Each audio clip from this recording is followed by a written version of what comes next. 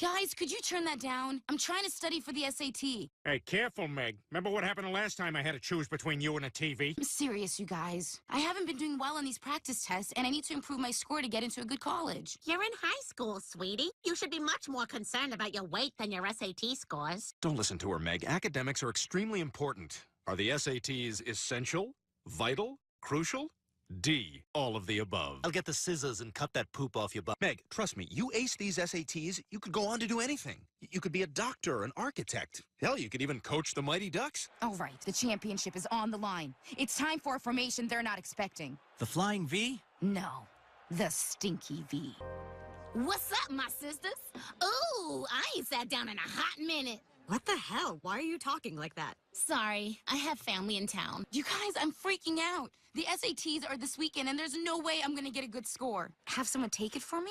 But that's cheating. No one cares about cheating anymore, Meg. Not since Slick Willie Clinton lowered the nation's moral standards. God, give it up, Patty. I'm just saying. Find someone really smart to take the SAT for you in exchange for money. Did someone say do it? Oh, hey, Neil. Listen, is there any chance you'd be willing to take the SAT for me this weekend? Sorry, Meg, I'm swamped. I'm taking my body into the shop. Don't worry, Meg. There's got to be someone else who'd be willing to take that test for you. Like who? You guys are my only friends, and everyone in my family is a moron. What about your hot mom, Meg? What? I said, how about your dog? He's smart. That doesn't sound like what you said, but yeah, Brian is kind of smart. Maybe I'll get him to take it for me. Your mom's so hot. Oh, hey, Brian. I was just thinking about you. You know how I've always loved your novel, Faster Than the Speed of Love? Okay, what's this? She's peanut buttering you up for something. No, I didn't even know you'd read my novel. Oh, yeah, I'm a huge fan of FATSPOL. That's the acronym I use for Faster Than the Speed of Love because I mention it so much. God, that would have saved me years. Anyway, I was just rereading my favorite passage the other day. The weight of the gun in Jason's hand surprised him. How heavy, he wondered, is the human soul. That's page 1. She's quoting page 1. Your book is genius, Brian. I can't believe Amazon is dumping it for 99 cents. What? My book is on Amazon? Oh yeah, Brian, there's something for everyone on Amazon. In fact, you're so smart, I thought you'd be the perfect person to maybe take the SAT for me. What? But that would be wrong. Well, I suppose you may look at it that way. But a wise book once said, with the heart at stake, right and wrong is a stake through the heart. That one's on the cover. Wow. Ensnared by my own verbal trap. Well played, me through you. All right, Meg, I'll take that test for you. I guess what I'm saying is, Ace Pilotson reporting for World War Love. What? She didn't read the book, Bri. That's your main character. Don't worry, Meg. I'm always here to help, like a 1960s British policeman. Mail's here. I got my SAT scores. So, how'd we do? We scored 1,000. Nice! 1,000 on the nose. Boop. You are welcome. Brian, that's 1,000 out of a possible 2,400. That's the worst score in my class. What? Damn it! Why did I ever think you were smart? That's not possible. Brian's stupid! I must alert the townsfolk. I got the lowest score in Meg's class? How could this happen? Face it, Brian. This proves that you're stupid. Proves it empirically. That means it's verified. I know. I just weirdly woke up in the laundry room. Not now, Peter. Jeez, what's wrong with you? Brian took the SAT for Meg, and it turns out he's an idiot. That's not true. Methinks the Hoff Protestaman. Do you even know what you're trying to say? Hey, look, don't feel bad, Brian. It's fun being stupid. You don't got to worry about nothing. You don't got to read books, and you never die. Peter, that's not correct. How would you know, stupid? Thanks a lot, SAT. Man, this is the worst day of my life, empirically. Careful. Now, Brian, being a dumb guy's not so awful. I'll show you. Come on, you're spending the day with me. Hey, you want a beer? Peter, it's 11 a.m. If the clock ain't digital, you don't know that. Actually, I could use a drink. There you go. You look stupider already. Let's go. Where are we going? Who cares? Now, come on. We're going to party like it's the roaring 20s. Oh, my God. Yeah, see, people go to NASCAR hoping for a crash. Well, this is all crashes. But that guy could have been hurt. Why are you laughing? This is funny. What, do you think you're better than me? By the way, a huge part of being an idiot is constantly accusing people of thinking they're better than you. That and forwarding mildly funny emails way after everybody's already seen them.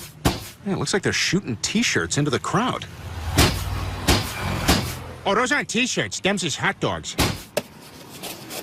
Huh. That's kind of cool. I want a hot dog. Well, then you better move quick. He's reloading. Yeah, free-flying meat. Hey, you feel good about yourself, Jagoff? Yeah, that's right. I knocked your kid over to get a hot dog. What, do you think you're better than me? You think you're better than me? You think you're better than me? Look at you, Brian. Right at home with us dumb guys. You're blending in better than a centipede among millipedes. Hey, yo, Stu, my boy Peter and I are watching this Sandler movie, That's My Boy. You gotta come check it out, man. It's amazeballs. This is just the DVD menu. Oh, no way. Oh, man, I am buzzing hardcore off of that chaw, man. Brian, what the deuce? Deuce, like poo. Yes, deuce like poo. But what the devil has happened to you? I woke up, Kimasabi. No, I mean it. How could one bad test score transform you into a complete moron? Brian, I'm concerned something is very wrong with you. No, man, I've never felt better, Beef Stew. Bazinga! Like what the gay scientist says. Hey, Brian, say something else from TV. What you talking about, Phyllis? Ah, gross. He's getting his nose period. Oh, my God, we've got to get him to a hospital. Don't worry, Brian. I'll save you. I'm good in a crisis. After all, I used to work the suicide Brian, the good news is we've stopped the bleeding, and we've removed the matchbox car that was lodged in your rectum. I did that right after you passed out. Classic P-Dog. But Dr. Hartman, why did he lose consciousness? Well, keeping in mind the recent behavioral changes you've described, I did a CAT scan. On a dog.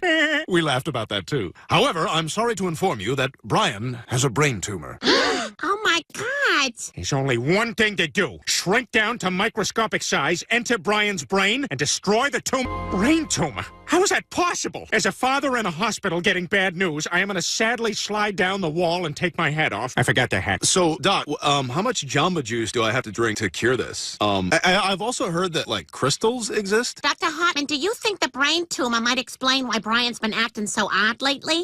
Well, I haven't heard of brains being linked to behavior, but I suppose anything... Dr. Hartman, what's the prognosis? Well, it says here, Brian's tumor is for office use only. Benign. It says benign. Oh, Brian, that's wonderful news. You're going to be okay. Winning.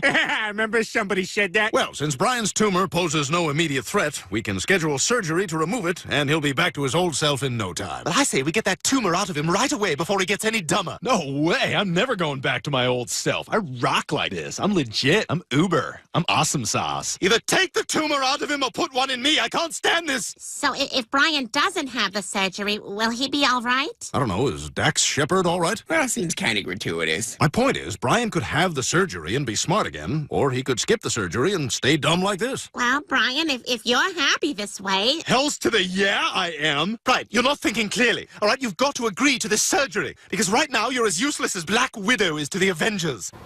Hey, this isn't the Kenny Chesney concert. No, Brian. This is called yoga. Lots of smart people do it instead of going to church. And after we get done with this, you're going to talk a lot about being present and grounded. You're going to be impossible to be around. That was from Wayne's World. That's the sound of Wayne's boner. Okay, before you say anything, no, this is not the Kenny Chesney concert.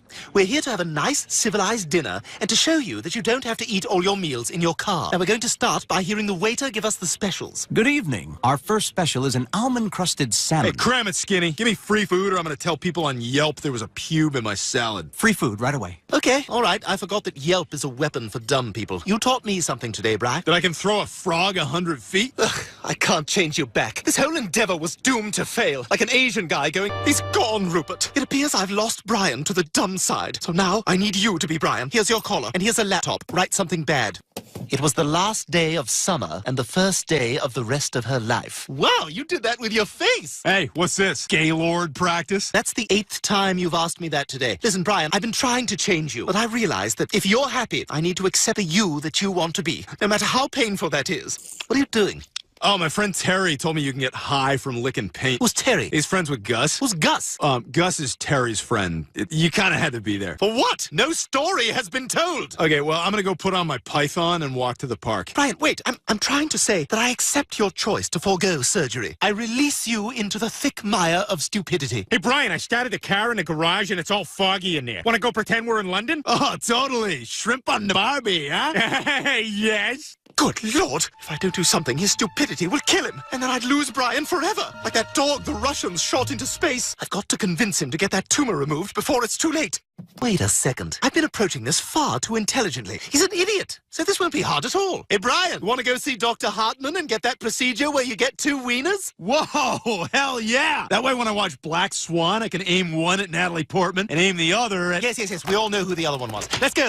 Well, good news, Griffins. Brian is going to be just fine. I was able to remove his tumor. And if anyone wants to keep it, it's here in this Tupperware. This is half of a chicken cutlet. Oh, boy. What did I have for lunch? Oh, Brian, I'm so glad you're all right. Thanks. But this is all kind of surreal. I mean, being in this hospital bed, I feel like the main character of As I Lay Dying, as he or she lay dying. Oh, that's just the amount of superficial quasi-knowledge the old Brian had. I missed you, buddy. Welcome back. Thanks, Stewie. You never gave up on me. You knew that wasn't really me. Yeah, well, it's no big. I mean, I was having fun, making new friends, getting laid all the time, sleeping like a rock, but you made the call. You unilaterally decided I was better off a bitter alcoholic failure who can only hang out with a baby. Hey, we have fun. Hey, Lois, guess what? I had them do that 2-wiener operation on me. You what? Double trouble!